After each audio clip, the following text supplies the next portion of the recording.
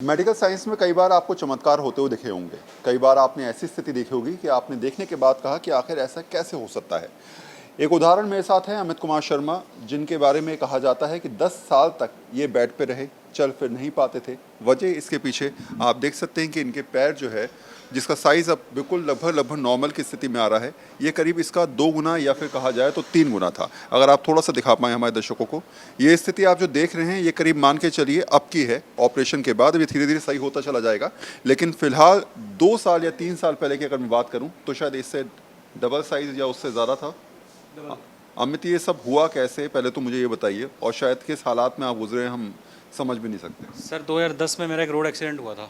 उसके बाद मेरा ऑन दी स्पॉट सर्जरी हुआ। सर्जरी के बाद सर्जरी जो द्वारका सेक्टर 12 बेंसेप्स में हुआ था, तो उसके बाद उस हॉस्पिटल तो बंद हो गया वो, और पैर ने धीरे धीरे हाथी रूप ले लिया, हाथी पाँव का रूप ले लिया, जिससे कि मेरी आर्थिक स्थिति बहुत कमज़ोर होगी।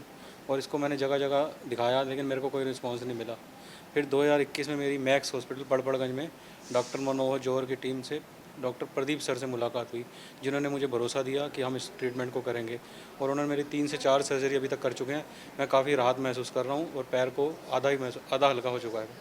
जब आप चलते थे पहले तो शायद आप चल ही नहीं पाते थे, लेकिन अब जब चल रहे हैं तो फिर बिल्कुल कंफर्टेबल फील कर रहे हैं आप। हाँ, मेरे को चलने में बहुत राहत है। पहले मैं चल नहीं पाता था, फिर बिस्तर बेड पे ही रहता था। अमित, कई बार लगता है कि जीवन में बदलाव बहुत ज़बरदस्त तरीके से हुआ है। 10 साल जैसे गुजरे होंगे जीवन में, अब अचानक आप चल पा रहे हैं, ये अपने आप में बहुत बड़ी बात है। सर बिल्कुल, इस 10 साल के अंदर सर ना मैं कभी किसी खुशी में जाता था, ना किसी गम में जाता था। बस परेशान ही रहता था, मन एकदम अपसेट रहता था कि क्या हो गया मेरे साथ। अब जैसे कि मेरा ट्रीटमेंट हुआ है तो मुझे कुछ राहत महसूस हुई है, जिससे कि मैं नॉर्मल लाइफ जी सकूँ।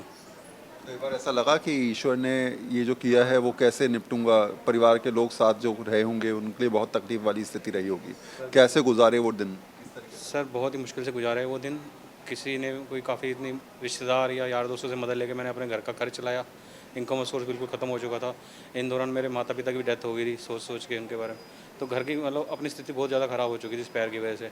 लेकिन अब इन्होंने मेरा इलाज किया है, तो मैं बहुत बहुत शुक्रगुजार हूँ डॉक्टर साहब का, कि जिससे कि मैं अपनी लाइफ दोबारा जी सकूँगा और अपने घर की आर्थिक स्थिति सही कर सकूँगा। अच्छा, 10 सालों में मैक्स से पहले आपने कहाँ कहाँ कितने जगह आपने इलाज कराया, मतलब पूरे आप बता रहे हैं पूरे हिंदुस्तान में लगभग? सर मैंने तमिलनाडु में CMC Vellore, Chandigarh PGI, Chandigarh 32, AIIMS, RML, Lady Hardinge, Delhi का कोई भी मतलब हॉस्पिटल छोड़ा नहीं, गवर्नमेंट या प्राइवेट। जी सर। जब ये ऑपरेशन सक्सेसफुल हुआ, आपको पता चला कि स्थिति सही हो रही है, अब आप चल भी पा रहे हैं, जब आपके दोस्त आपको देखते हैं तो देखते कहते हैं कि आखिर ये कैसे चमत्कार हो रहा है, कैसे चीज़ें, लगता है कई बार चमत्कार ही हुआ आपके साथ। सर बिल्कुल, ये चमत्कार ही हुआ है। भगवान का बहुत बहुत शुक्र है, और डॉक्टर साहब का बहुत बहुत शुक्र है कि मेरे साथ चमत्कारी किस्म का हुआ है सर। मैं बिल्कुल हार चुका था कि पैर कटवाने की नौबत तक आई हुई थी कि कटवा के इसको फाइबर का लगवाऊँ। कई बार लोगों ने आपसे कहा जिन हॉस्पिटल्स में आपने इलाज कराया कि पैर काटना पड़ सकता है। सर उन्होंने कहा कि इसका इलाज होगा ही नहीं, ये एक हाथी पाँव है, ये ऐसे का ऐसे ही रहेगा। सारे हॉस्पिटल में ये जवाब मिला। तो कहते हैं चीज़ें कई बार बदल जाती हैं, हालात और वक्त आपकी परिस्थिति को ख़राब ज़रूर करते हैं, लेकिन शायद कई बार मेडिकल साइंस में उसका जवाब मिल जाता है। हमें जानते हैं कि पिछले 10 साल कितनी मुसीबतों के साथ उन्होंने गुजारे होंगे, लेकिन आज कम से कम वो पैरों पर खड़े होकर चलने लायक हो गए हैं, और शुक्रिया अदा करते हैं खुदा का भी और साथ साथ डॉक्टर्स का भी, जिन्होंने कम से कम इस हालात में उनको पहुँचाया है। कई चीज़ें ऐसी होती हैं जिसको समझना बड़ा मुश्किल पड़ जाता है, मेडिकल साइंस में तो ऐसा ही होता आया है।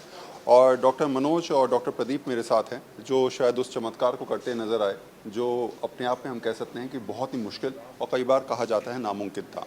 ये एक पूरी तरीके से ऑपरेशन जिसे आपने करा, जिसे सीखा, क्योंकि पहली बार आप लोगों ने कराया, कितना ज़्यादा मुश्किल था? मुश्किल तो सोच होती है एक्चुअली करना। हम लोग मैं पिछले 35-37 सालों से करता आ रहा हूँ, डॉक्टर प्रदीप पिछले 15-20 सालों से करते आ रहे हैं। तो करते करते जैसे हुनर तो बढ़ता ही है, और फिर हम लोग भी अपनी बाउंड्रीज़ नई नई सेट करते हैं, तो हमें भी लगता है कि अब ये करते तो बहुत टाइम हो गया, अब कोई नई चीज़ भी करनी चाहिए।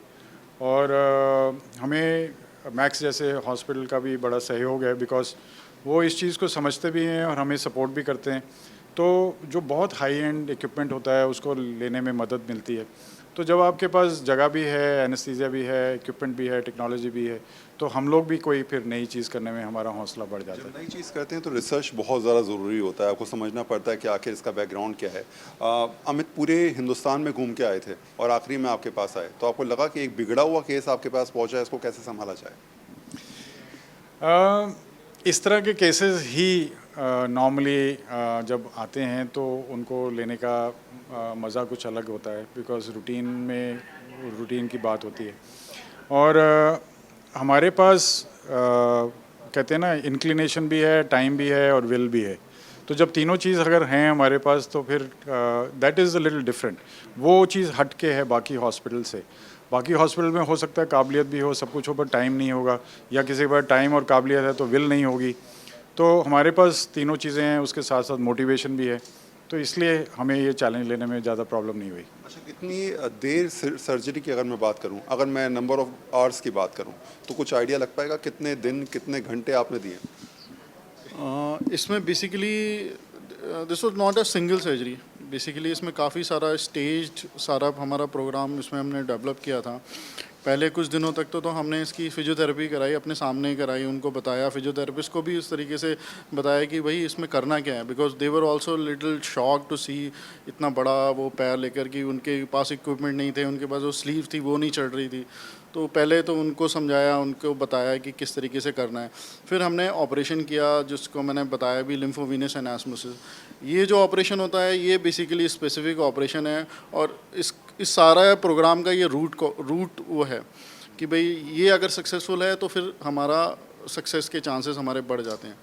तो बेसिकली ये जो ऑपरेशन होता है ये डिपेंड करता है कि भाई आपकी स्किल के लेवल पर कितना है, कैसे आपके पास इक्विपमेंट कैसे हैं, उस हिसाब से।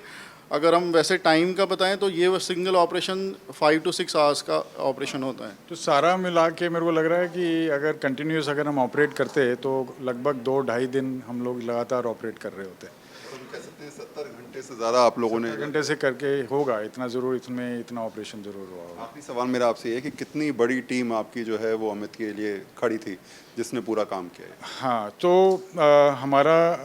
हमारे सर का जो सहरा वो एक्चुअली सबसे ही बंटता है, बिकॉज बिना टीम के तो काम होता ही नहीं। तो अगर हम लोग मिल के देखें और अगर हम लोग सारे इंसान जितने हॉस्पिटल में टीम थी सारे अगर जोड़ें, तो जो टेक्निकल लोग हैं वो ऑलमोस्ट 20-25 लोग, 30 लोग के करीब जुड़े होंगे कभी भी मिल के। और अगर नर्सेज और GDAs और सबको मिला लें तो ये टीम आराम से 50-60 लोगों पे चली जाएगी। तो एक कोशिश है, एक प्रयास है।